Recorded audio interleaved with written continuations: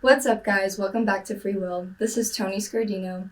Today is a very special day because we are back at the home base. We are in Las Vegas, and I have very special guests with me. Welcome,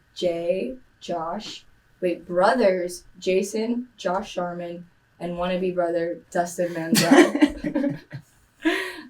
These are the founders. He basically is a brother. Yeah, he's a brother.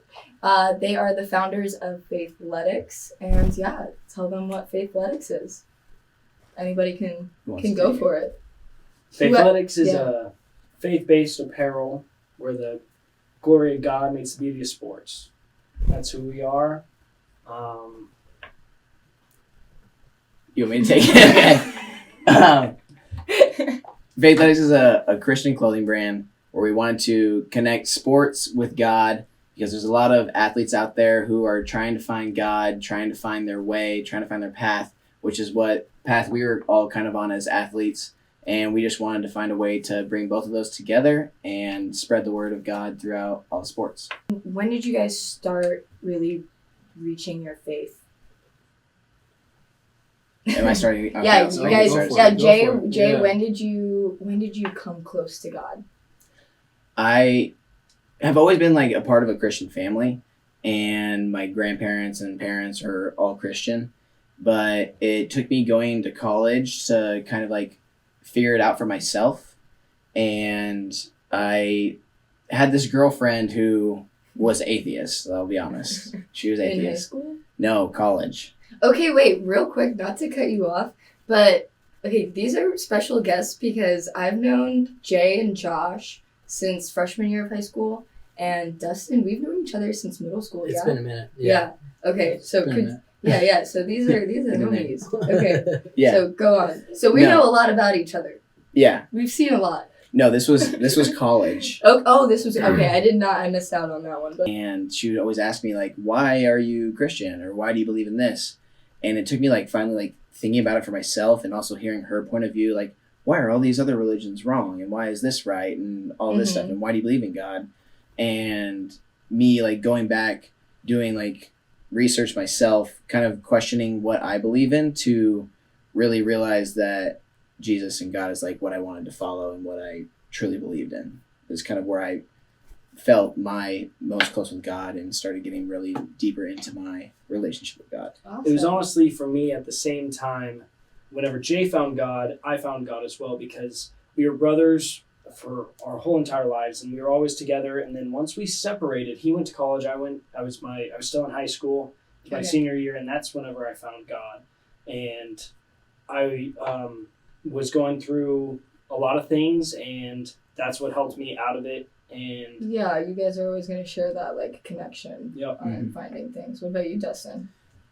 A little bit of a different story, but respect what these two have with their relationship with God. It took a lot of things going wrong in my life for me to kind of have to turn to God, which is something that I appreciate every day. But the way that I came to him, like I had things go wrong with sports and school and relationships and family, to the point where I was just like, where do I find happiness? And turn to God. And at this point, I was actually coming back from Kansas City, where I met up with these two because I hang out with them all the time. And they were telling me about Faithletics and this brand that they wanted to get going. I was like, how do I become a part of this? Do I give you guys $1,000, or like do we shake hands and say I'm a part of it? Because like I need this. And being a part of this keeps me accountable in my faith and who I am. I can't post or create anything without actually believing what I'm doing, you know, believing in what I'm sharing to these people. So I had these wrong things happen to me, and then turned to God, and it's just been nothing but upside from there. You know, obviously there's still struggles, but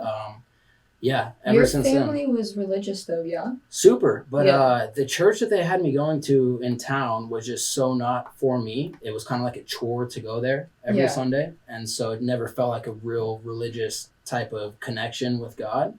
Just kind of was like, oh, we got to do this Sunday. And then once I was old enough to realize like this is important, I've taken it seriously, and it's nothing but positive things for me. So it's been awesome. I think that's like a common theme that I'm seeing even with our last guest, Arthur, where like there was always a connection, there was always like a religious background, but it was almost that awakening, the Holy Spirit, and there's a time in your life where it's just timing and when that comes into your life, and it's different for everyone. And going off of that, it's almost as if you never can judge someone for if they haven't found God yet, because you don't know where their timing is, right? And you don't know what's happened in their life until they've reached that point, right? Right. But so you guys started. Who thought of Faithletics? Which one out of the two? I started Josh did. Faithletics. Okay, you thought of it. Yep, I thought of it, and I had a lot of free time. And that's what I wanted to do. I started a couple businesses, and they all failed. I had about 5 different ones fail, and then this one, truly, I believed in, and I wanted to just focus on spreading the word of God rather than making money. And then that's when I really prospered and had everything come my way. And once I started believing in God and reading the scripture and everything, the money came along, I guess. Yeah. Or just like everybody trying to spread the word of God together. That's Absolutely. when it all came together. Yeah. And whenever we started giving away a lot of stuff, we started giving back. We give back a lot to our community or churches that are around here teaching us the Bible. And whenever we started giving back, we really started getting back. And That's awesome. the more you give, the more you receive. Yeah. It was all over COVID because we had so much time. And we were just sitting there on our couch at our parents' house back from COVID because we had nothing to do. And Josh was just like, Jay, I have this idea. Do you want to get behind it? And I was like, of course, I'm always behind whatever ideas you got. Yeah. Like, you're my brother. And he told me what it was. And I was like, I love it. And so we just took it from there and just went one step at a time, doing trademarks. Thankfully, we had a grandpa who works in law for copyrights and trademarks and stuff like that who could help us out there. Yeah, maybe you can help Free Will out. Yeah. Hey, for sure. Seriously need Let's that. do it. Yeah. No, he's good. We just got our first trademark back for officially got it from the U.S. government and everything. And Yeah, it's been 2 years. had it all certified I didn't and realize everything. it took that long. Yeah. It's so long. Oh. So long. So The many Faithletics processes. logo and then the font that we use. And now we're in the works of getting God is greater than our highs and lows trademarked. And that's what I got it tatted on. Okay, wait. Explain that now. God is greater than the highs and lows. And that means that God is better than anything great that we receive or any lows that we go through. We still have to believe in God. And the mountain is the highs and the ocean is the lows. That is amazing. And Jay actually created this design. Really? And it was my first tattoo. I created that design. And then my second I want tattoo, one. Jay actually Yes. designed and tattooed himself. All And right, Dustin, so me and Dustin both have it on each other. So you do more probably the design aspect of Faithletics. He does. I do a lot of the design. He does the part of website it. design, the t-shirts designs. Yeah. He's the artist and the creator. Yeah. What did you go to college for? I went to college for engineering, mechanical engineering. Yeah, so I was that guy. Well, Jay I was was the the nerd. valedictorian, But I just- salutatorian. I just knew that I didn't want to work in a cubicle. I didn't want to be behind a computer all day. I really liked getting out and talking to people. Yeah. And I just never felt at home kind of with the engineers. But I changed my major quite a few times. Okay. I thought I was going to go to the FBI. Okay. So I went criminal justice. Yeah. And I was like, this is getting Let's really go. political for me. Yeah. And I was like, I'm going to get out of here. So then I went into business because that's where they throw every single athlete. Like when an athlete's like, I don't know what I'm going to do, they're like, go to the business college, you're going to be fine. And so we go to the business college, and I just felt like I wasn't being pushed to where I needed to be pushed. And so I went back into engineering. It took me another year because I had wasted 3 semesters, but ended up with the engineering. And then still I'm like, do I really want to do that? Nah. Focus on our business and what I really feel passionate about. Yeah, designing t-shirts. Yeah. What did you guys go to college for? I went to college for marketing, Okay. and I love it. There we go. It was perfect for the brand. Yeah, that's perfect. Yep. Yeah, I was criminal justice as well. Like Okay. you said, you were for a second. But Yeah. criminal justice, I only have a year left of it. Haven't done it for the last 2 years, but have a year left if I ever want to actually do something with it. Right now, I feel like I'm good. Yeah. I mean, it's you have fun. this going. Yeah, exactly. Yeah. So Sometimes that's, I mean, relates to me. Sometimes there's a moment where you have to focus on something and you know your time is right for doing something out of the ordinary, which is starting a business. You have to just do it. You don't have to, yeah. Um, sure. What was it like juggling sports and studies in high school and college? Because I feel like, I mean, I noticed a lot of boys like kind of like struggling with the study aspect or struggling with even caring about the study aspect because in college they were so focused on wanting to achieve, that. Personally, I had a tougher one, like kind of juggling all of it. I was out of town my entire college career and had to kind of also pay my rent and groceries and do baseball and also succeed in school. Yeah. And so finding that in between for them all took a minute. It took a while. And being an out-of-town kid with all the things that you have to juggle, it made me just kind of try to pass school to be able to play ball and like do these things that I love. And it worked out. I obviously wasn't a straight A student. I got by and did my thing. It was awesome. I wouldn't take it back for the world. I miss it every day. Honestly, I sit back and I'm like, man, I miss California or Kansas City. But it was tough. It was very tough. And now to where like I'm making money doing Faithletics, going to the gym. I got these things going on. I don't feel like I can juggle my school and academic or baseball in school with what I got going on now. So while I had the time, I'm forever thankful that I made it happen. Yeah, it was awesome. Yeah, going back to focusing on one thing. Yeah. It's hard for kids. Oh, no, it's tough. Yeah. It was tough. Made it happen, though. Yeah. What about you guys? I'd say for me, in high school it was way easier because you have like this time set out for each period and things like that. And so sometimes it's like, all right, I'm doing really good in this period. I'm just going to do my homework and get it all done now. But once you go to college and you got to like really time manage things, like you don't even have to go to class if you don't want to. Yeah, exactly. Like you're going to pay for it no matter what, but do I need to go to it? I don't know. I'm going to figure out, do I want to go to baseball? Do I want to go to class? Do I need to do homework? I don't know. And a lot of putting partying and stuff aside and giving like select days where I knew it was all, I'm not gonna be able to talk to anybody. I just have to like sit in my room, do homework and like grind out all this math that I had to do. And then I would know, all right, I'm leaving Friday, Saturday, Sunday open for myself.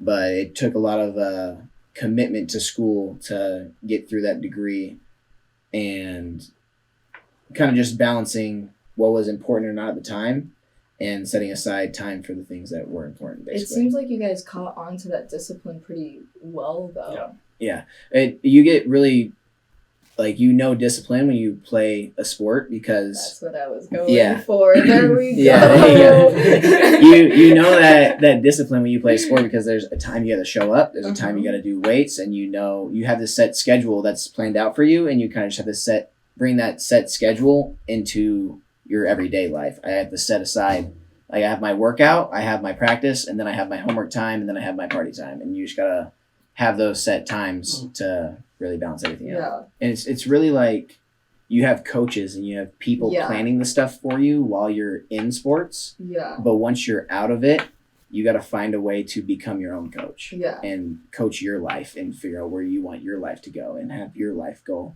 And you got to be your own coach, set your schedules and do stuff like that. So how do you think that now prepared you for the business?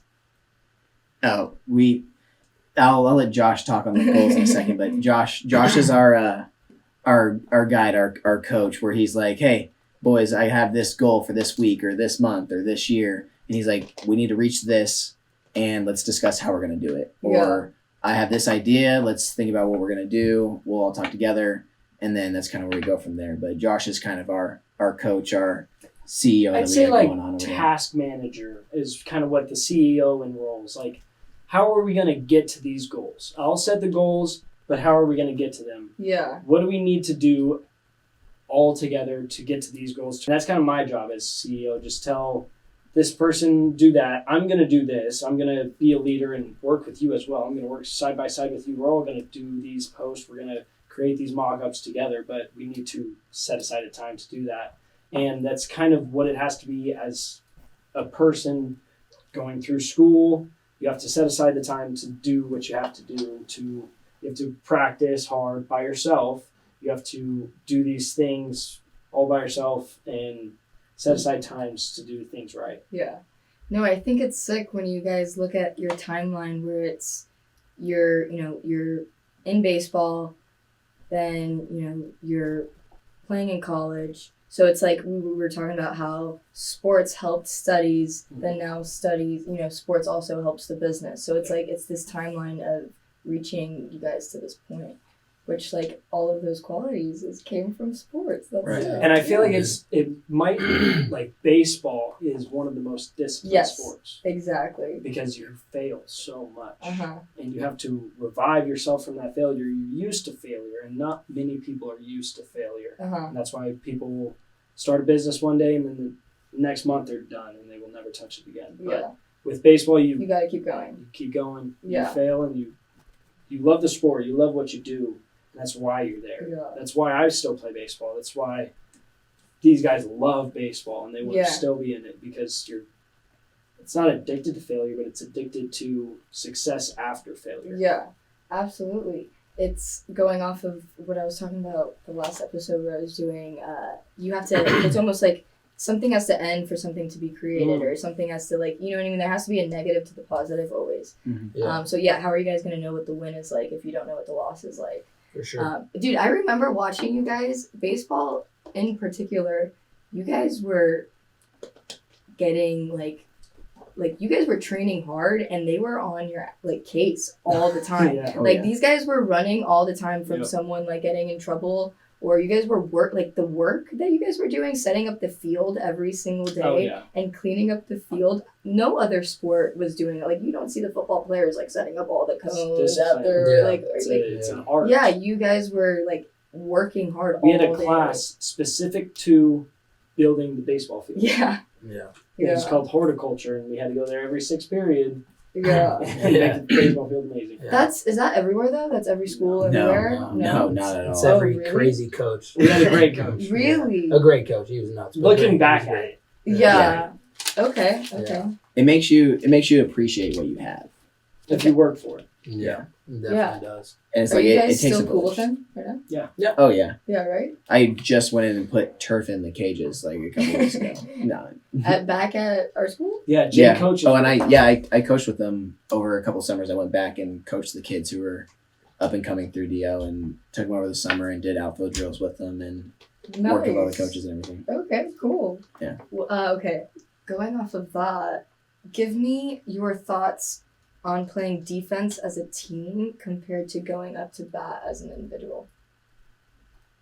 I still feel like you're also going up there as a team too. I mean, it's like way different because it's just you at the plate, but there's a lot of things going through your at bat where you have to think in a team setting. So like as a baseball player, when you go up there, there's a lot of different approaches, Okay. and there's like a thing called the team approach when you're at the plate.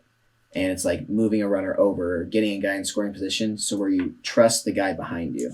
And that's kind of where the whole entire team is. Like we have 9 players and they're all in a position in a row in that lineup. Leadoff guy gets on. Second guy moves him over. Team approach. Third guy is our guy that we trust with the bat the most, where we want to hit, get him in, or he gets on, the guy moves over. And the 4 holes are our big power guy, drive him in. So you kind of have it set up in a team way, but it is an individual at the plate. But you're still thinking about the team every at bat. You don't want to swing at the first pitch every time and get out. You want to let the pitcher throw pitches, see more pitches. What does he have? Does he have a curveball, a fastball, a changeup? What do they look think of like? it that way. So you have your leadoff go up, which I love leadoff / 2-hole. I was a big team guy, lefty, fast guy. Uh-huh.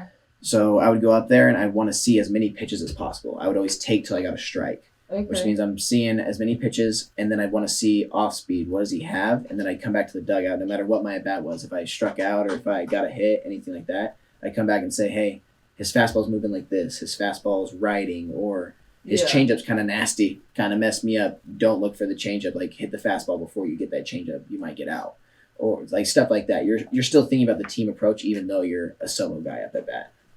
I love that. For the defensive side of it, I'm a pitcher, and so that's the main key of the defense is he's the guy throwing the ball to the batter. Okay. And that is more offensive, even though it's on the defensive, than the batter hitting, in my opinion. Because the the pitcher is the one that starts it all. Yeah. He's the one that throws the pitch. He's the one that decides what the batter is going to get, what he doesn't like. I'm going to throw that. And you have the advantage as a pitcher. No, I see what you're saying. Yeah. Because I have a 700 batting average against a really good hitter. So 7 out of 10 times I'm going to win.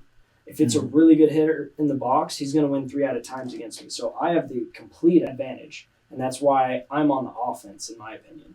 Because even if I'm one of the worst pitchers, he's going to get himself out. Him, the batter himself, is worse than me no matter what, just based on averages. And I'm a statistics guy. I play the statistics, and I know if I have this pitch, he doesn't hit that well, I'm going to throw that every single time. I'm not going to give him an advantage at all. Yeah, which is why I was saying, like, as a hitter, you're still going up there as a team. Yeah. Because this guy's going to get us out a lot, and it's my job to tell everyone else on the team how to get a hit or how to get on base.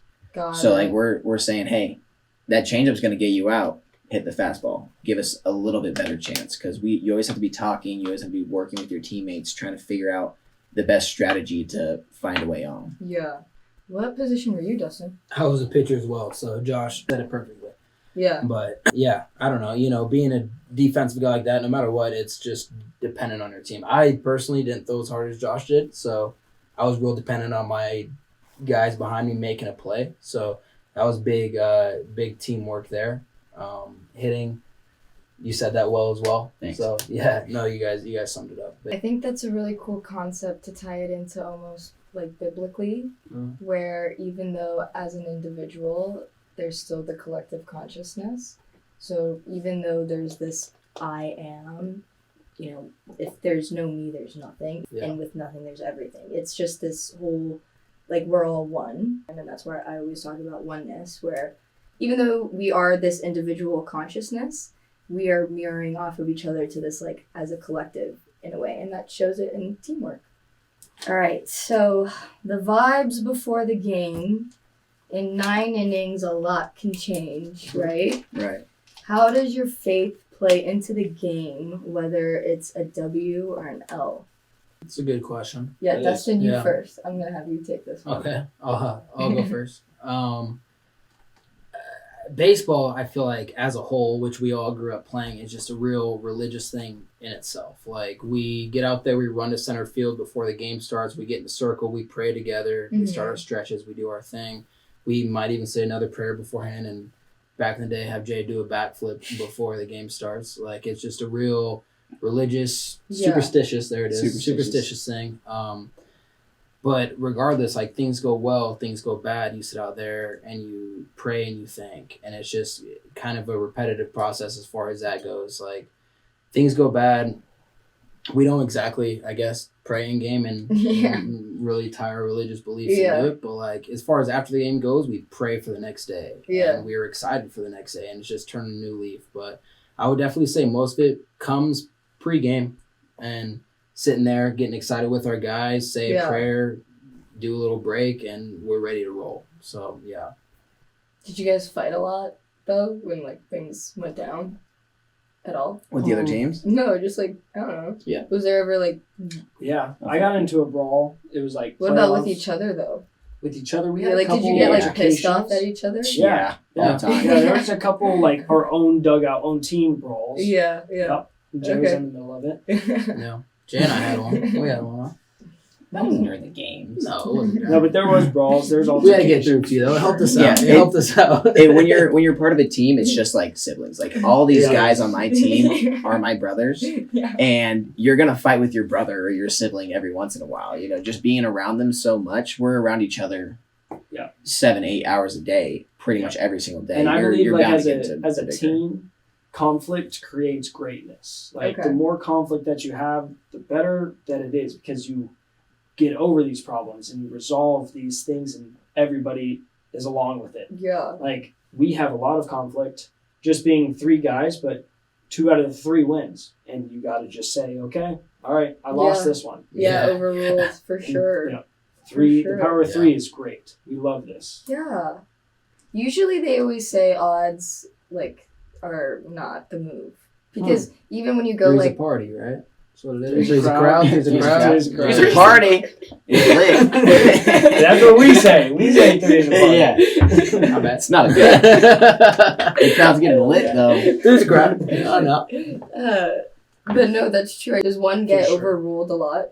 Yeah, I think I do. But it's cool. Yeah, it's Dustin. Yeah. I mean, I mean, you got sometimes. two brothers, Yeah. and then Dustin. It's kind of hard for him to. yeah, I'm like, guys, we should do this. They're like, that's stupid. And then a week later, they're like, guys, we should do this. I'm like, dude, I just said that. Yeah, but that's your role, actually. No, it's all Sometimes good. you It's need that. good. Yeah. Right. Yeah. What we've got going on is working amazing for us. I wouldn't change it for the Yeah. world. I'm so thankful for everything we've created. It's awesome. What do you guys see where do you guys see Faithletics going in the future? I think our goal together is to have a Faithletics foundation, and where we just have all these great presentations, events, and games, and we all play for the glory of God, and we have competitions for Jesus, and we give back all of our money into these foundations, and we just grow that really. Okay. That's where our profits have been going, and we're wanting to start that up. So I think this next year we're gonna have the Faithletics Foundation, to where people can either donate or just like 10% of the purchases go to the Faithletics Foundation, and that's what we really want to start up. Okay. Yeah, I love that. Yeah, like we have a ton of ambassadors around the country right now, but Yeah. we want to have events and stuff that bring these ambassadors and these athletes that are in their faith, like bring them together and have them like play a game. Because we all athletes, we love competition. Yeah. So just have them come out, do some kind of competition, host a little event, and we give away some prizes or donate to a charity that they're all playing for, something along those lines. Like they each have a charity that they want to play for, and if their team wins the event, that's where we donate to, or stuff like that. But our goal of Faithletics is to just spread the word of God, spread the Bible, get people closer to Jesus. And just by daily scrolling on Instagram. Yeah. No, I think that's the best word to spread. Did you guys think Bryson was gonna be the guy that makes it? After going to UNLV, I didn't really know. Yeah. But once he got his agent, Scott Yeah. Boras, he was the #1 agent in baseball. And how you get drafted is based on how you play, but it's also who you know. Yeah. And baseball is very political. Mm-hmm. So once he got his agent, Scott Boras, I knew he was going to be a first rounder. And I knew that Scott Boras wouldn't be signing him to his agency if he wasn't the player that he was. If Scott Boras didn't see something in him, then he wouldn't be the player that he was. Yeah. But once Scott Boras saw it in him, everybody else saw it in him. Yeah. And that's when we had 30 scouts come into our practices to watch him play. Uh-huh. And that's when we knew that he was going to be a first rounder. And that happened in college. Yep. I remember being at UC Riverside. We were there for a game, and Scott Boras was there. And there was probably 6 to 10 cameras on us. Every single person who hit BP that day. But really, we all knew it was there for Bryson. But we were like, hey, professional scouts are recording me today. Go check it out, you know. But like, you're going to the cage, and there's just cameras around the entire cage while you're hitting. Yeah. But we all knew like it was there for Bryson, and it's just like when you're baseball players, same. I mean, honestly, same thing with NFL. Like they have the NFL Combine where there's like these certain numbers these players have to hit because there's just certain specs that these professional teams are looking for when you go to try out or like to be a professional athlete, and those are those things that you have to hit.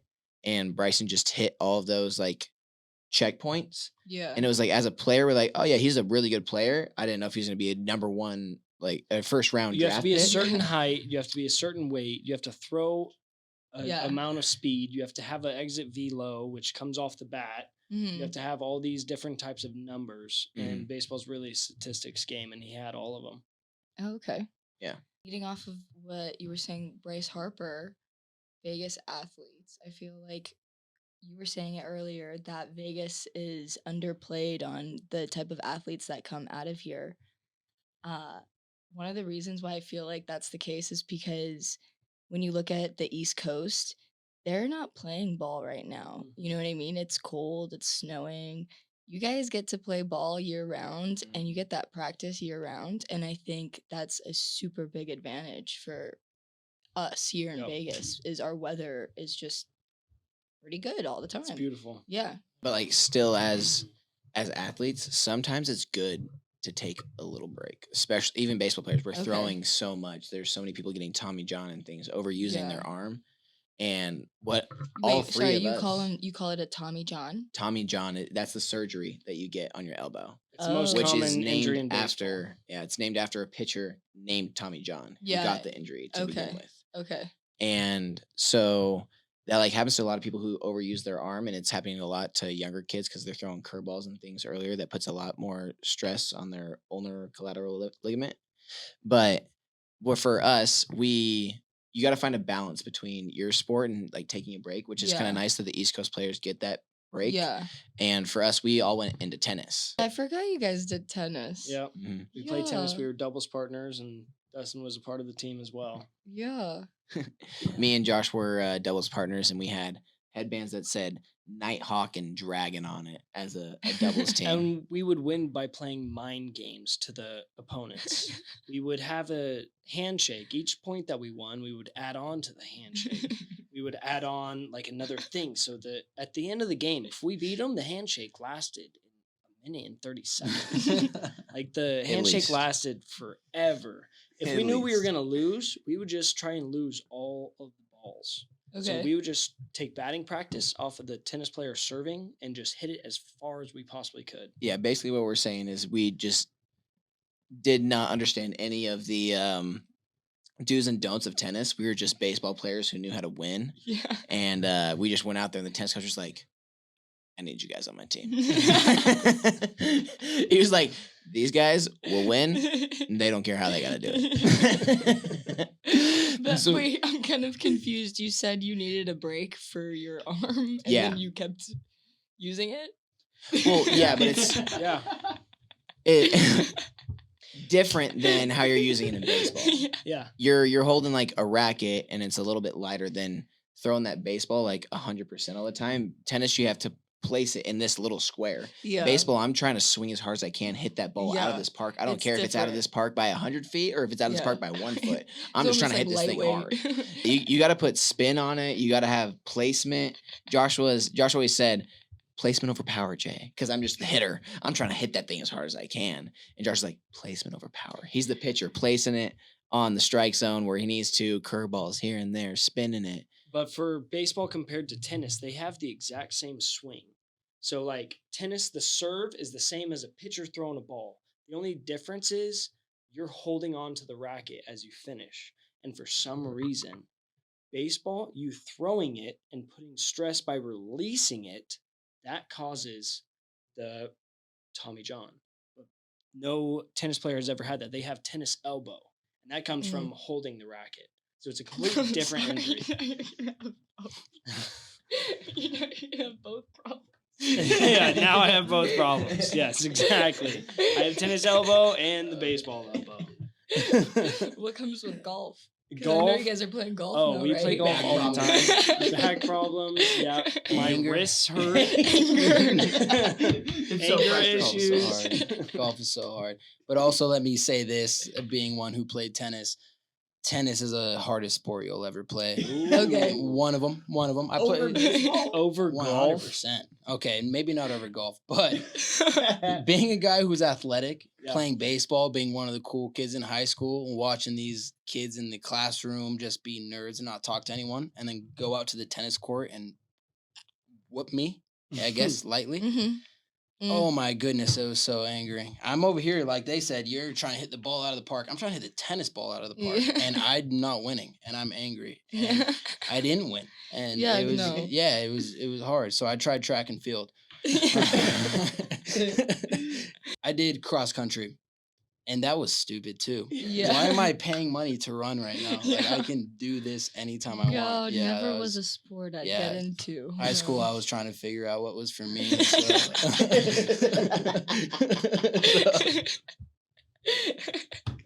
Whatever though. All right, so you're going to college, you're playing baseball, you're building a business. where does dating come into play? Ooh. So a Yeah. lot of my audience is Miami. They're used to Miami culture, that type of dating scene.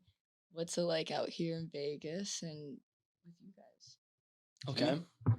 Okay. Jimmy. Well, having a business, playing baseball, I'm still in college. I would say that dating comes last in my priorities. Also, I play baseball in Cap. Mexico. So, Cap. Stop. No, I like okay, that. dating comes in Yeah. somewhere around there. Like girls list, kind of high on my priority list, a little too high. They shouldn't be as high as they are, but I love women. and dating is my free time. Talking to girls is my free time. If I sit on the toilet, that's when I talk to girls. The only time I talk to girls, they get a bathroom selfie of me sitting down on the toilet. That's about the only time I Snapchat women or text girls. Like my priorities are baseball, running the Instagram, having fun, and then it's women. Yeah. What about you, Dustin? And we'll be right back. Oh my goodness. Oh man, I don't want to answer this. The girls are there, you know. They I don't try as much as maybe some of our friends do. Josh. But they're there. They're also ranked too high on my scale as well. I've got things that I need to get in order before I talk or hang out with these girls. It doesn't always work out that way, but hope this doesn't get put in the podcast. As a guy, you got to find time for the girls, and it's on to my friend Jay.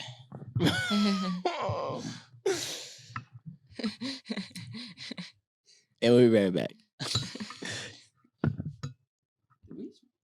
Dude, no. But Who's nervous to talk about this question? Yeah, this was Where do I start, guys? just say that you fall. Hey, in love. dude, Do no. what Okay, you do. fine, Do fine. what You know, do. you Say just it. say it. You just fine. yeah, Jay falls in love. So I have a real problem.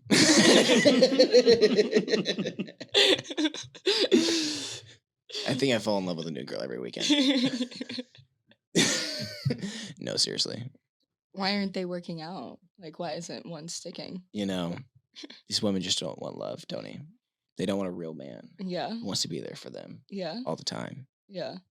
They want a player Yeah. who's going to treat them terrible. Uh-huh. So I've been trying that out lately. So you guys think that It's women working. are yeah, do you think women are the ones that have the problem? No, I think it's just the whole entire culture, honestly. Yeah. It's people are scared to fall in love now. I feel Yeah, like well, it's like commitment, everyone's yeah. always like there's so many options to like find your perfect person. There's dating apps. There's Yeah. Instagram. You can see every single picture they post, but then we're like, still, I see every picture you post. Don't trust it. Are you a catfish? I don't know. They see my entire dating profile. They're totally capping on half the things they say on here. So like you're always looking for your perfect person. And it's just like you just gotta find someone that you're willing to like put up with what they're like. Are they down for you or are they not down for you? Are you willing to put up with their Yeah. like insecurities, their flaws, and are you willing to like work on it together? Yeah. But it's like hard to find a person who's down to like try that. To even Everyone wants to try it. find someone who's The absolutely perfect. perfect. Yeah. that's And the it's problem. really hard to That's find so someone who's good. perfect. Yep. Yeah. Yeah. The problem is trying to find somebody perfect. I heard something that a girl told me. She said, as long as you love 80% of me, then that should be fine. Like, Yeah. as long as you are willing to work on that other 20%, then we are willing to make this happen. Mm-hmm. And I said, 80% of me loving you isn't enough. To be honest with you, like, I need at least 90. There's Wait, a lot of what? things that are wrong with you, and I might not like you for 80% of who you are. That might have been the problem, but Go ahead. Ask I your don't know. question. Ask your question. Wait, she needed 80 and you were like, I need 90. Yeah. I'm not there. yeah. 100. I need, yeah. No, she had a point in loving 80% of somebody, but I didn't love 80% of her. I Okay. think was the problem. Okay. Yeah, I think going off of that, it's the misconception of the soulmate where I feel like we have this emphasis of I'm gonna find that soulmate, and then when you're like dating, you're always like, oh, red flag, green flag, red flag, Mm. and it's like there's gonna be red flags, and yeah, it's is are you willing? Is the connection there for you to like be willing to work on it? And are you willing to even just accept the person? Because I feel like that's another thing is people just they judge a lot and they're like, oh, but Sorry. I feel like you have to find someone that like they connect on your moral values. They find you attractive. Yeah. You both find each other attractive, of course.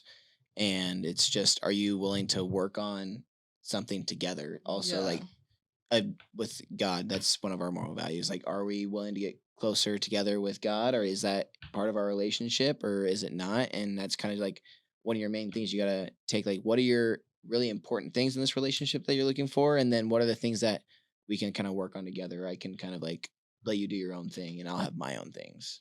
And it's just whether you want to work it out with that person or Yeah. whether you don't. Going off of that, the way I view the concept of oneness is every relationship that I do have is a relationship with God too. Mhm. So like every like if it's a friendship, my relationship with my parents, my relationship, significant other, that is a relationship with God because, we're all connected with God. I'm God, you're God. So you should be treating it as a relationship with God, I think, with everyone. Yeah. Yeah.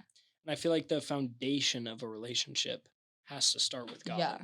And I feel like if you start the relationship with God, you kind of lose it whenever you take God away or you have sex. Mm-hmm. And that's whenever I lose the foundation of the relationship, and then the relationship goes out. When you have sex? When I have sex. Okay. When I have sex, like out of marriage, Yeah. I feel like I kind of lose the love that I have for this person. Okay. Yeah. Just as a Christian, because it's almost just like kind of a, what would you call it? A lustful feeling? Yeah. Yeah. Yep. And I'm not supposed to have that lustful feeling, but Yeah. Yeah, I see what you're but saying. you have it Yeah. as a But human and being. I think this generation totally lost that guilty consciousness. Yeah. Yeah. Because when you're having even just a lot of multiple partners, there's no more feeling of that guiltiness of, Yeah, 100%. For sure. Yeah. What about anything else on that? You guys got anything?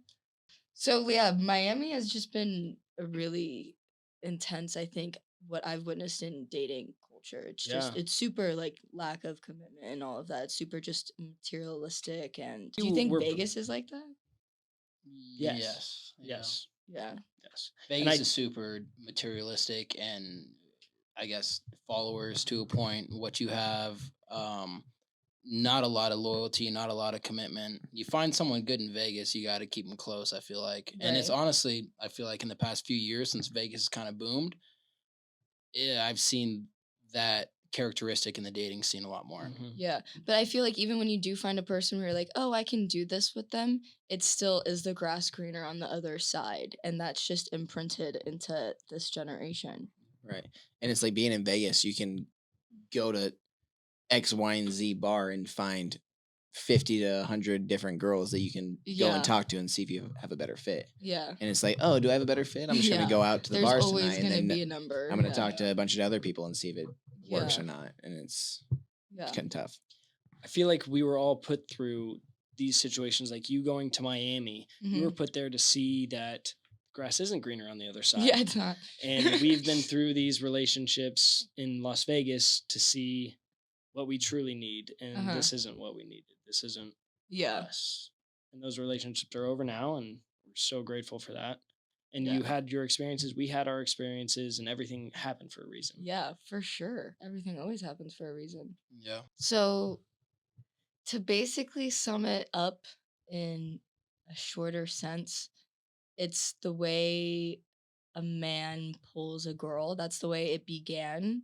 Is what's your game, right? So there's the red pill and there's the blue pill. So the red pill is the more, he takes a little longer to respond. He's playing you a little bit. He's that guy that you were talking about that you are now testing out to become.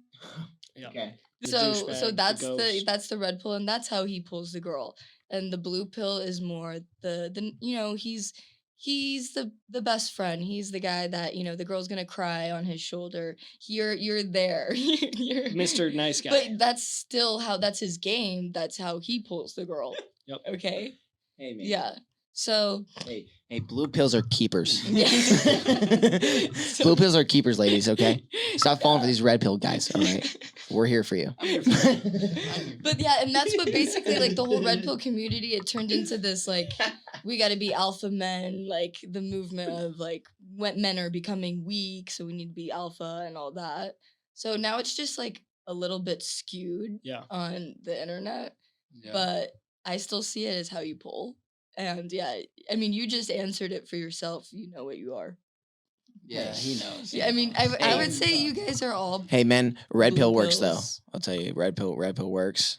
But both. But work. blue pill is when you want to find something. For real. Yeah, exactly. But you're right. Women, I think, have this problem of looking for red pills, or not even looking for them, just always, I guess, attracting them. Yeah, That's what they're finding them. they're attracted to. I don't know. You want what you can't have. Yeah. You want what you can't have.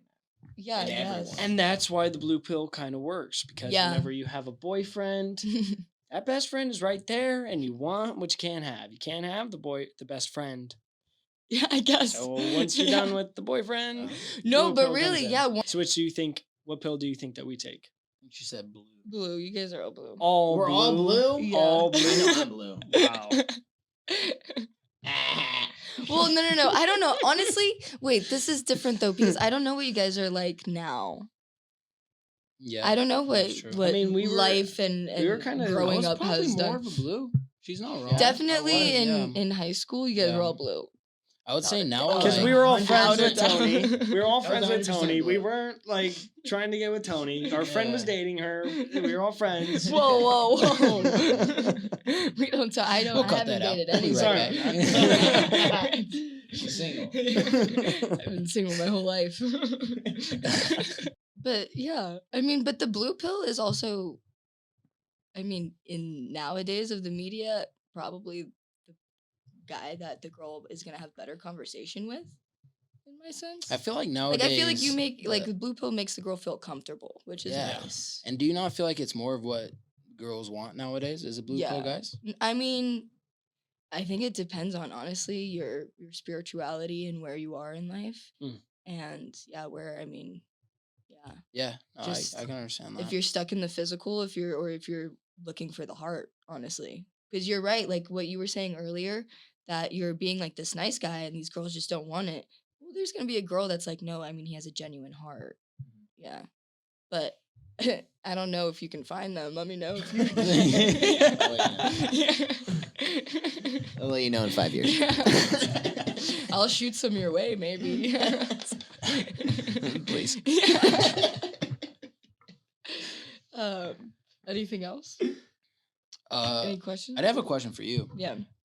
Starting this podcast, because like you are on the same page with us as far as like you really just went out of your way, started something that a lot of people didn't even really think you could do. Yeah. And you're out here doing it. Yeah. How have you found like the support from your, not exactly family, because I'm sure they support you, but like your friends, people that you've grown up with? How do you find them supporting what you have going on now? Like, Yeah, that's a good question. I mean, haters are gonna hate. Yeah. So that's definitely, especially me, like moving to Miami. I think you see the social media game and you see the best parts of someone's life, Yeah. which is not the case. Like, of course, I'm gonna show you every time I'm happy. Why would I show you every time I'm sad? right. And yeah, I think just off of even my move, that's when I already narrowed down like my childhood friends and like who was actually even still reaching out, who was actually there for me. And with that, those are probably the only people that still like support the pod and who I even talk to about that.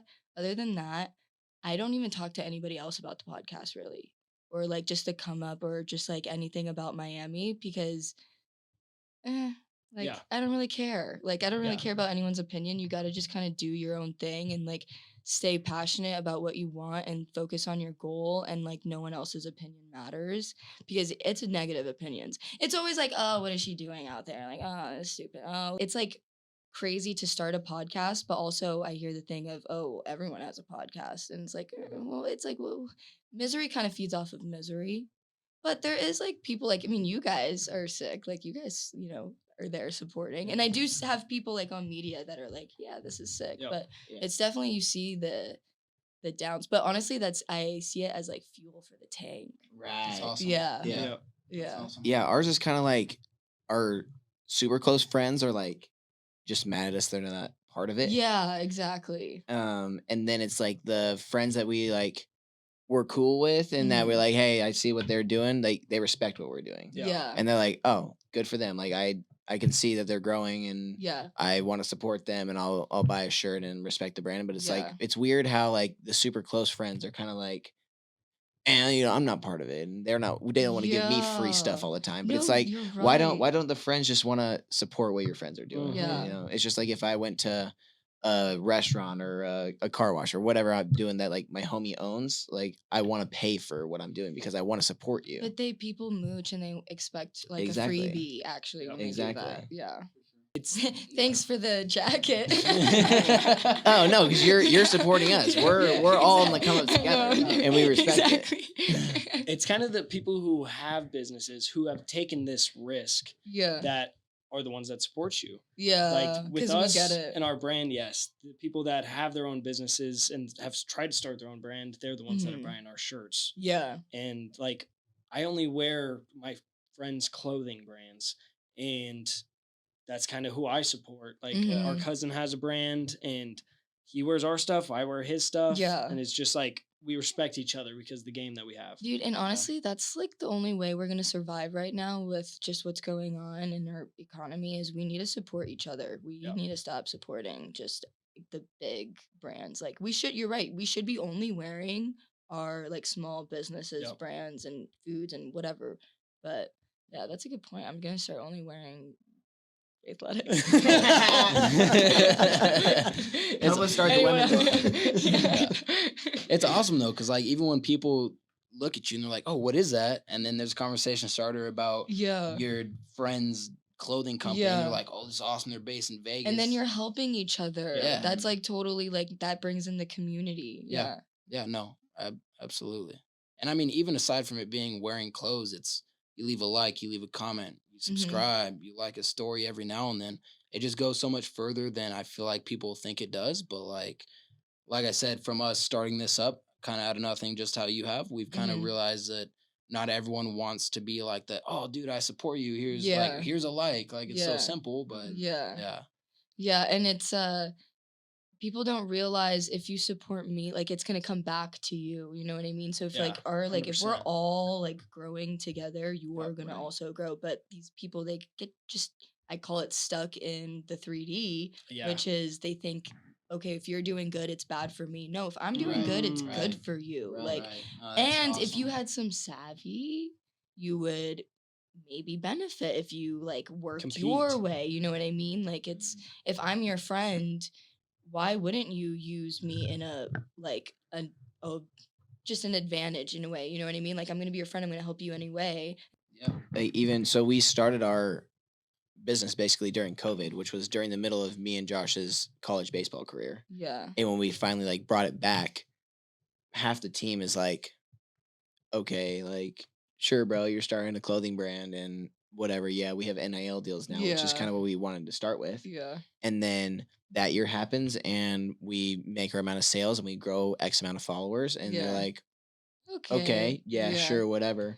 And Yeah. then we go into our senior year and now we just eclipsed, like we're about to be at 90,000 followers Yeah. and we're making a good amount of sales and now they're all That's finally looking at amazing. us. Like it took us Yeah. like hitting For a that clothing point. brand too. And it's because they do really sick reels that are I mean, how would you describe it?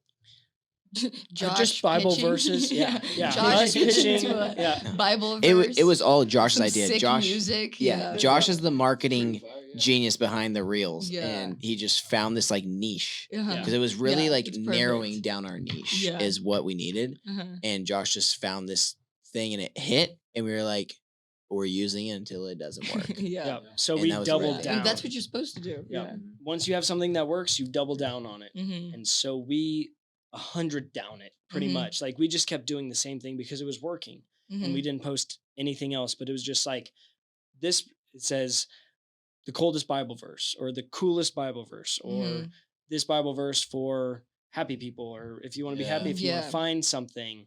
Yeah. And And then then we There's made you bracelets. can do so much with that. Yes, I mean, 100%. it's like, And what's good about like Bible's a big book. it's a big book, and it's not trademarked, and we can say whatever we want from it. We can choose the best Yeah. ones. We can choose the best things, Yeah. and we just make people wait. And the watch time, that's what got people hooked. That's the algorithm working for us. Dude, it's the music. It's music. You're like, it's like the boom, boom, boom. And then you're the like, bass you drop. just want to listen to that. Yeah. Which also, even the music, there's a weird thing about watching stuff on social media is they like controversy. Yeah. And so Josh kind of nailed it, where he was like, we're bringing this thing that we want, but there's going to be a little bit of controversy. And because Absolutely. controversy and like the comments and having people talk in your comment section is huge, because it just keeps people on there and keeps people going on and acting on it.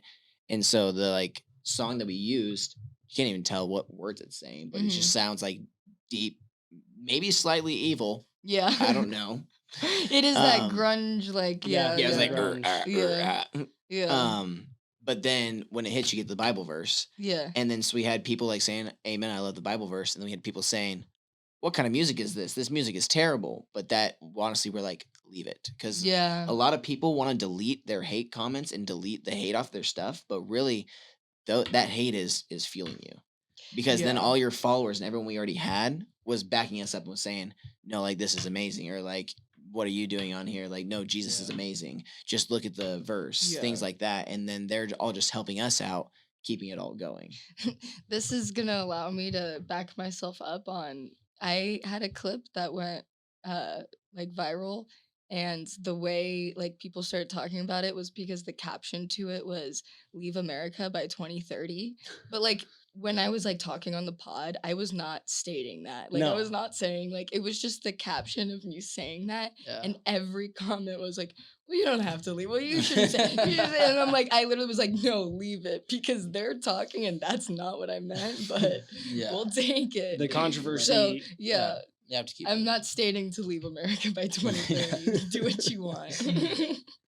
we have controversy on everything, and that's what we've noticed also, like, from our brand, is like we spread nothing but positivity and love and just connecting with people, but people find a way to turn it negative. And so, Yeah. like, regardless from the music, we have one of our good friends hitting a home run and coming into home plate, and he's holding up this, and people are like, oh, that's devil, and blah blah. He's like, I think it's I love you or something. I love you in like, sign right? language. I Yeah. love you And in they're sign like, language. there's like half of our comments are like, why is he saying some devil symbol? I'm like, but like it gets it fueling, like Yeah. you're saying. But it's Yeah. like people will just find anything Anything. to just be like, oh, you Yeah. guys suck. Well, we blew up on TikTok first, and it's from all the hate comments. Okay. And TikTok is just a I didn't scary realize you place. guys blew up on TikTok first. Yeah, that's how we We blew did. up. Okay. We realized that Instagram is more of a safer place for our business, and more it adheres to our Mhm. target audience, because people with their own personal profiles, like say Josh Sharmen and Tony, you comment amen and you're a good person. Mhm. But on TikTok, your username 211, and you can comment whatever the heck you want. So people were just letting it eat on everything and saying whatever because they didn't care who they were or what they came out to be as. But with your personal Instagram, Yeah. you kind of can't say anything bad. Yeah. Yeah, for sure. I wonder why.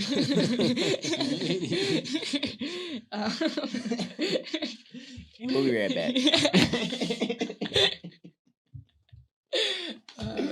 Okay, so we all went to YoungLife, right? Yeah. How do you guys think YoungLife impacted our childhood or just even Faithletics? Do you think it had? Yeah, I Good think it has question. an impact. Yeah. I think it has an Oh wait, impact. real quick. Sorry, not to cut you off. YoungLife is. What would you describe it? Can someone describe it? Dustin, you're good at this. Yeah, I was in it for a minute. Young Life's like a youth church group that we would get together every Monday for like a night to make your week on a Monday, which was unheard of, and it was fun singing, praying with all the people from high school. Thursday night was a Bible study, and it really meant to connect you to God before you were able to like get out into the world and kind of make your Yeah. own decisions. It was like in a good way though. Yeah. It was, you get there, you connect with the people you go to school with, you have a good time, you pray, and you get out. But it personally for me, it helped everything I did during high school. It was a high school thing, right? There was Yeah. in the middle. Yeah, we all would go weekly and we would do like really fun things. Yeah. And then we'd have camps. So I went to winter camp and summer camp. Yeah, me too. I went to both of them. Yeah. You said, go ahead and finish your question though. What was the question? I think you said, how did it like relate Oh, to... yeah. Do you think it had an impact, like just coming into faithletics? Yeah, it did.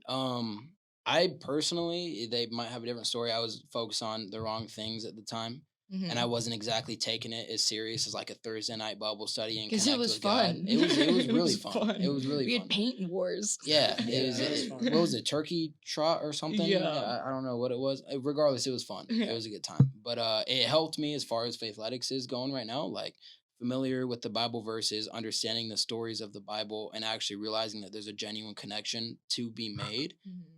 100% helped me out with my knowledge and my religion and Yeah. everything. I'm forever thankful for Young Life. Yeah, For me sure. too. Yeah. Yeah, What about you guys? You guys? guys went a Yeah. few times. I brought you guys a few times. Yep, Yeah. 100%. Yeah. For me, Young Life correlated to faithletics because I realized not everybody's a perfect Christian. Yeah. And it kind of helped me be an imperfect Christian because I was around other people that were doing the same exact things as me, and I could be a Christian as well. Like if I was drinking or anything, like I was still a Christian and I still believe in God, and all these other people were proud Christians, and I became a proud Christian because of that. Yeah. And because of the people we like, God forgave our sins, and we all did that together because we all knew we were making mistakes. That was high school, Yeah. and we all like, Yeah. God forgave us of our sins, and we're okay now. And that's kind of what our brand is about. It's imperfect Christians. We were Right. born imperfect, and God forgives us.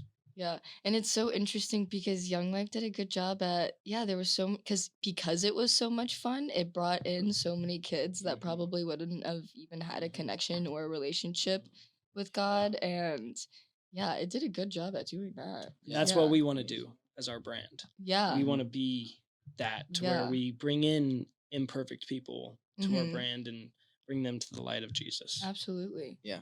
I feel like that's where it comes in with our brand, is because as athletes, it's hard to find time to like talk to Jesus all the time, or like read your Bible, or go to even church on Sunday. We played baseball every single Sunday and the entire spring we had a game on Sunday. So we couldn't make baseball, or like you look at NFL players, they play on Sunday. You're not making church, but you just realize like there's a lot of people in different stages of their faith, and Young Life did a really good job of making faith fun. Yeah, right. And that's kind of just like what I feel like we want with faithletics, is just like show them that there's like a fun side of faith while you're playing sports. Yeah. Which is kind of like, I feel like why those reels and things kind of hit with our target audience, because it's like we're having fun, but there's also faith behind it. And it's kind of just wherever you're at in your like journey of faith, like become part of it and grow if you want, but stick around for some pretty cool reels. Yeah. No, I love that. How do you feel like you're spreading your faith through this podcast?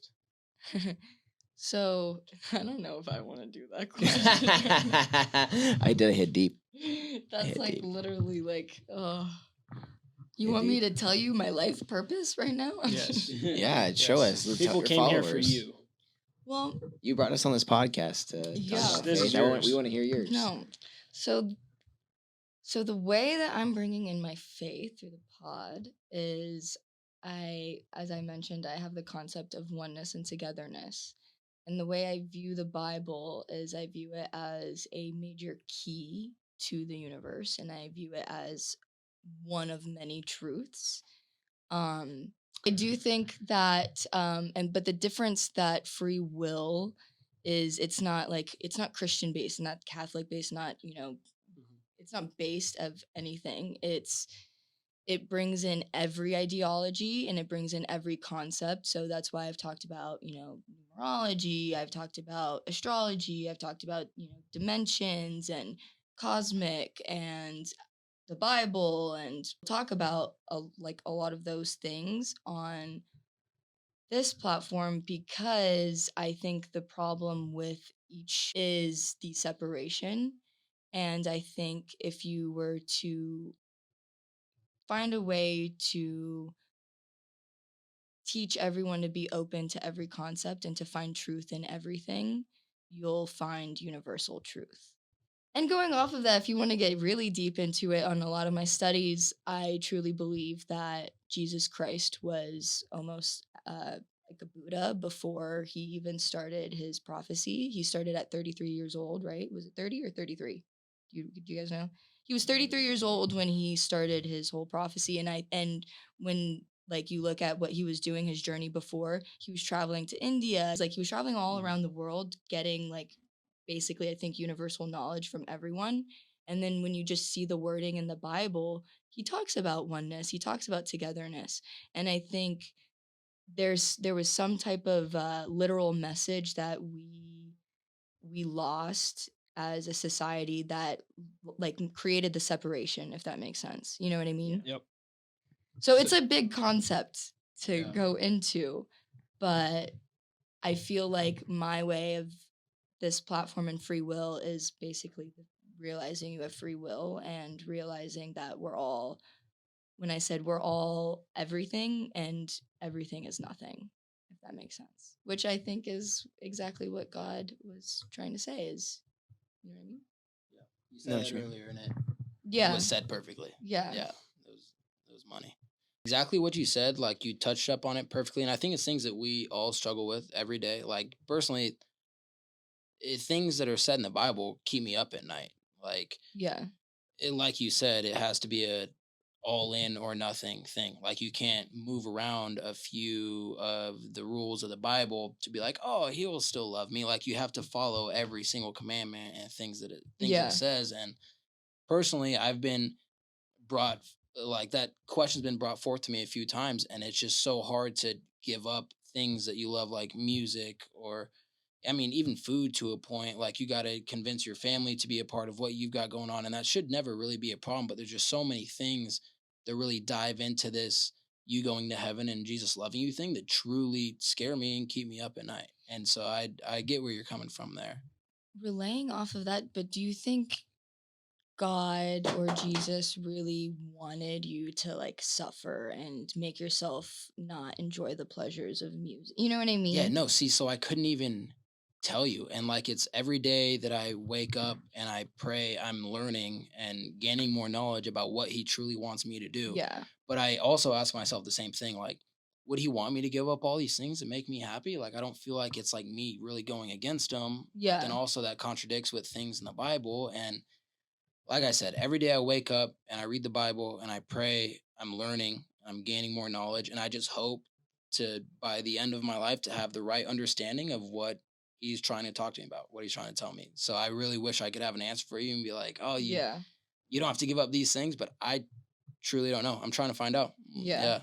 I guess going off of that again, the way I would maybe say the flaw is in our concept of the New Testament and taking it so literal is thinking that it's an external force, is thinking that God is an external force. I genuinely believe that God is within. And I think when I say, like, I am God, you are God, and when Jesus Christ said, I am, I think he really meant, like, we're this consciousness, this collective consciousness, and we are literally God's consciousness separated into individual consciousness, learning how to be a collective. So when they're like when Jesus Christ was saying like no, like I am God, I am the Son of God, I think he was saying we all are. Right. So Well, that's what you're saying, like the Holy Trinity. It's yeah. the Father, the Son, and then the Holy Spirit, which is within. Yeah, Like, exactly. You have God inside. You have Jesus inside of you. Especially like you commit to God, He's part of you. Exactly. And like I know what you're saying. Like we're all part of this, and we're all connected. And like even with faithletics, we like Catholics, we like Christians, we like anyone really like if you have faith and you believe. That's why I like faithletics too. Yeah. Yeah. We aren't just strictly for Christians. If you have faith and you believe in like God and the higher power and like you want to be better, like you can be part of us. And we understand that like no one is a perfect Christian, and like Yeah. both you guys are saying, like it's so hard to like commit to these strict values, but also the whole entire point of like sending Jesus down was to realize that we aren't perfect and he's going to die for our sins, Exactly. and we have to just realize that we aren't going to be perfect. We're not going to fit these demands that God's sending out for us, and we need him to get to like where we want to I love that. That was good. be. Thanks. I just, what's funny? The ring, this ring, it says faith on it. I have one Wow. faith, one hope. I got this at summer camp at YoungLife, my first Yeah. one, and that's when I was like, I'm wearing these rings for the rest of my life, because that's when I literally was like, I'm connected to God, and I've worn them every single day since I got them. That's actually that kinda amazing. crazy, That's awesome. Because the right? way that you even said that right now, like every time I went to summer camp or winter camp with YoungLife, I left feeling the most connected to God Yeah. I ever could. And I was like Right. spreading the word and this and Yeah. that. And then it was like a month later, and I'm like, man, I You need to go back to forgot. summer camp. Like, That's why we had winter camp. Yeah, like, come on. Yeah, They for knew it real. was coming around. Seriously. That is awesome. I didn't even know, like, I got this one for Faith Athletics, then you got Yeah, one I too, got a right? matching Yeah. one. It Yeah. says Faith Athletics on it. So we're going to wear That's these every day awesome. too. Yeah, for the rest of your life. Yeah. What do you got, dude? What, boys? Sorry, man. Dang He's in it. New Mexico. He was in New Mexico. Uh, This is we didn't make these. The guy that we got him Oh, from really? literally looked at our fingers and was, I don't even know the size, but he was like 9. I'm like, what are you talking about, dude? I have 5 fingers. What do you mean? And he's like, no, size 9. Yeah, And he called it perfectly both times. perfectly. Yeah, I've He was had it like all the Dustin's time. pointer finger 9. Yeah. Your pinky 9. It's not even that funny, guys. We'll be right back.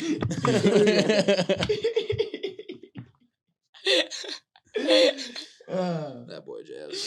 That was good. That was good. Gotta give you your flowers. You laid it up to me. I just I had did. to take I it did. in. Yeah, no, Dunk it in. that boy. All right. How do you guys feel? Do you guys have any last comments, questions, concerns? I don't know. I feel good about it. Feels do you good think? being back in Vegas, honestly. I haven't Yeah. been back in a year and a half. Wow. Yeah. Vegas missed you, I Tony. said, I was like, I'm never going to look back, and I didn't look back. Yeah. So you have Had to go on your your own path. Yeah. so you have your law degree. No. We're turning this interview around on you.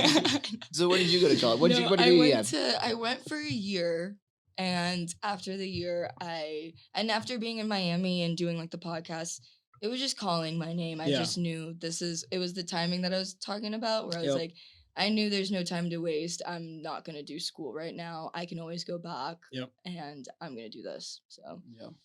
might as well try and go for it. For It's sure. like the time is now. The time You is don't wanna, now. like, 100%. Yeah. For everyone, like if you're wanting something and you feel Yeah. like something's calling to you, just do it. it's just do it. Who cares who is talking crap about you, or who, even your family, if they don't believe in it? Just go and do whatever you love, and if you give 100% effort in it, then you can do it. Yeah. Yep. And even like thinking something is hard, like I'm sure even starting the business, you're like, oh, I want to do this. And then you realize, oh, I have to figure out how to, I don't know, supply the t-shirts, or how to connect to this person to then supply this, or whatever, like, whatever company stuff you guys have to do. And I feel like people get scared and they feel like they can't do it, but you can. I promise there's Google and YouTube, and you can learn all of this stuff. And I feel like our generation needs to pick that up, because we have so many resources. Like, we can use all of these resources and do a lot with it. Yep. Yeah. I feel like the biggest complications for me starting this brand, it wasn't how to get the followers or how to get the supplies. It was like kind of my personal brand and sharing what I'm doing on the side with everybody else. And I got a lot of hate for it. And like, I'm not the most perfect Christian, and my followers kind Yeah. of knew that. And they were Uh-huh. like, what is this guy doing? What is this guy doing trying to start a Christian brand? And he's This guy. Yeah. This guy. What This is guy. Josh doing? These What's he guys. doing? Okay. Yeah, the Sharmen brothers are not the ones to start a Christian brand.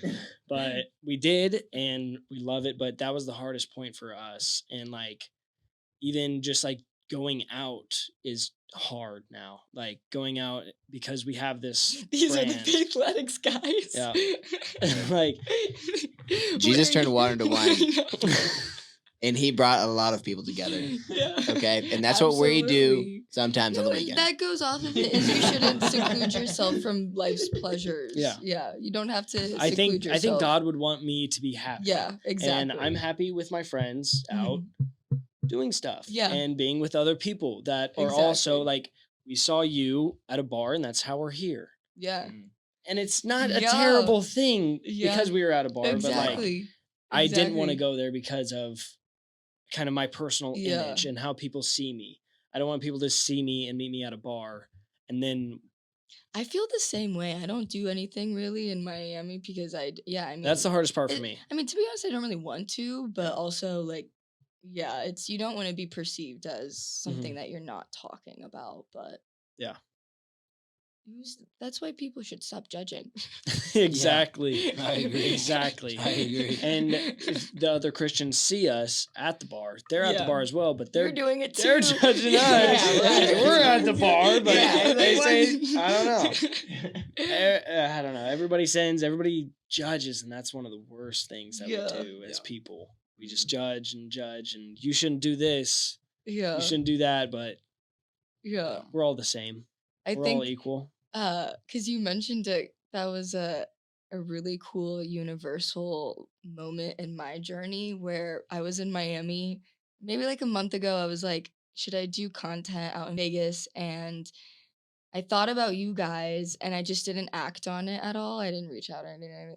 And then when I saw you guys at the bar, first night back, I saw him at the bar and I was like, yeah, this is happening. Like they're gonna do the podcast. So I think that was like it just was lined up perfectly. It was perfect. Yeah. Right when you Yeah. saw me, you were like, Josh, I just said on my way here that Oh, I'm yeah. gonna see you guys tonight Yeah. at Parkway. That was another Let's go. thing. Yeah, when I was there, they weren't even there yet. And I turned around to my friend and I was like, I'm gonna see the Sharmens tonight. I just feel like they're coming. And I turned around and they were there and I was like, oh, perfect. Not me though. I was in a Bible study. He said he was at his Bible study. Yeah. In my room with the Bible. Yes. Yeah, what were you doing that night? Huh? Nothing. Literally nothing. It's not even an interesting story. You just asked me to go out. I was with your family that night, right? Yeah. Yeah. Okay, so should we wrap it up? Yeah. Sure. I feel Alright. good. Good. How do you feel? Yeah, I feel really good. I feel really Yeah. good too. Yeah. I think we did well over what we. I don't know. It could have been worse. You know what I mean? It was Do we do fun. the intro again? That was fun. Do the intro again with new mics. Oh, the intro was perfect. Intro was perfect. We're good. We're good. But thank you for having us, Tony. It was yeah. fun. No. It was fun. Whoa. Wait. I gotta do the outro now. Oh, it was the outro. Yeah. Okay, Do my you bad. have my any bad. other questions? All right. Well, we're gonna wrap it up there. Whoa. We're gonna cut that out.